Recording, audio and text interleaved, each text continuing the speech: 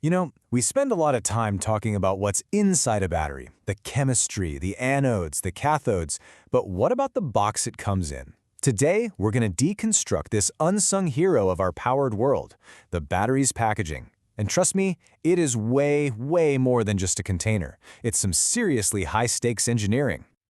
So let me ask you this. Why isn't a car battery built like a phone battery? I mean, it seems like a pretty simple question, right? On one hand, you've got this massive battery pack in an electric car, and on the other, you have that tiny, slim one in your smartphone. They both do the same basic job, store power.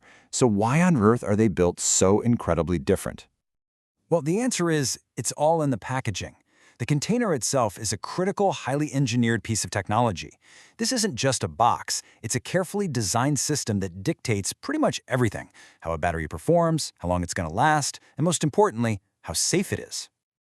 Okay, so let's jump right in with the first fundamental problem that every single battery engineer has to solve: sealing the cell and keeping all that power contained. Think about it. Inside every one of these lithium-ion batteries is a really delicate and kind of volatile chemical dance. The packaging has to create a perfect seal to keep moisture out and to prevent the electrolyte from leaking. If you get this wrong, the battery fails, or even worse, it becomes dangerous.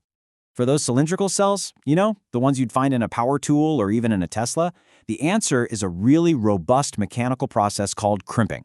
A polymer gasket gets inserted to provide both a seal and electrical insulation. Then the cap goes on, and then the metal casing is literally folded over to lock it all into place. It's a simple, super strong, and highly effective solution. But for the slim battery inside your phone, crimping is just way too bulky. So instead, engineers use heat sealing. In this case, the battery components are placed inside a special polymer laminated foil pouch. Then, heat and pressure are applied right to the edges, melting the polymer layers together to form a perfect, continuous seam. And that is what allows for those ultra-thin designs we all love. So right there, that's the crucial trade-off. It's a sealing method showdown. Crimping gives you incredible mechanical strength, which is perfect for durable cylindrical cells. Heat sealing, on the other hand, gives you all this design freedom and a lightweight package, which is absolutely essential for mobile electronics. It's all about picking the right tool for the job. Now that mechanical stability from crimping brings us right to our next challenge: pure physical strength. A battery basically needs its own suit of armor to survive in the real world. Just think about what a battery has to go through. It needs to survive being dropped, endure constant vibrations in a car, and safely contain the pressure that can build up inside during charging and discharging, especially when it gets hot. That casing material is its first and last line of defense.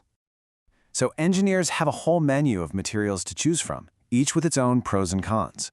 For maximum toughness, you use steel. That's why it's so common in cylindrical cells that are designed to take a beating. Aluminum offers this great balance of lightweight strength, so you see it in bigger prismatic cells. And that polymer laminated foil for pouch cells? It's fantastic for being light and flexible, but as anyone who's had a puffy phone battery knows, it's way more vulnerable to punctures. This brings us to the final, and I'd say most important challenge. Beyond just sealing and strength, the packaging is the battery's silent guardian against, well, catastrophic failure. The key concept here is the hermetic seal. Now, this isn't just a good seal, it's a perfectly gas-tight seal. As our source material puts it, for lithium-ion batteries, this is non-negotiable. It keeps air and moisture out, and crucially, it keeps the flammable electrolyte gases that can form inside from getting out. But here's the real engineering puzzle. The battery's positive and negative terminals, they have to pass through the packaging to get to the outside world. But they can never be allowed to touch the conductive metal casing. That would be a huge short circuit. So you need perfect electrical isolation and a perfect gas-tight seal at the exact same time. And of course, engineers have a whole toolkit for this. They use special insulating films and those same polymer gaskets we saw in crimping to keep the conductive parts separated.